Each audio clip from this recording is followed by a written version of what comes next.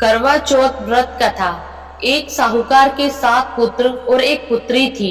कार्तिक कृष्ण चतुर्थी के दिन साहूकार की पत्नी, उसकी सभी बहुओं एवं कन्या ने संयुक्त रूप व्रत का अनुष्ठान किया। पूजन के पश्चात साहूकार के सभी पुत्र भोजन करने बैठे। भोजन करते समय साहूकार के पुत्रों ने अपनी बहन से भी भोजन करने का आग्रह किया। बहन ने उत्तर दिया, तुम सभी लोग भोजन कर लो, मैं चंद्र उदय होने के पश्चात अर्घ दे लेने के बाद ही भोजन करूंगी।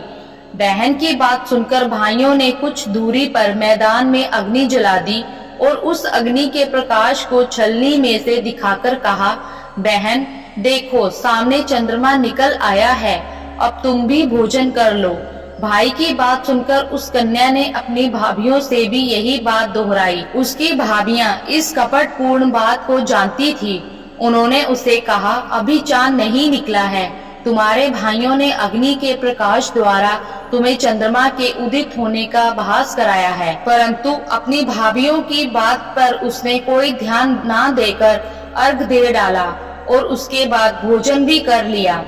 उसके इस कृत्य से गणपति भगवान अत्यधिक रुष्ट हो गए, जिसके फलस्वरूप उस कन्या का पति भयंकर रोग से ग्रस्त हो गया।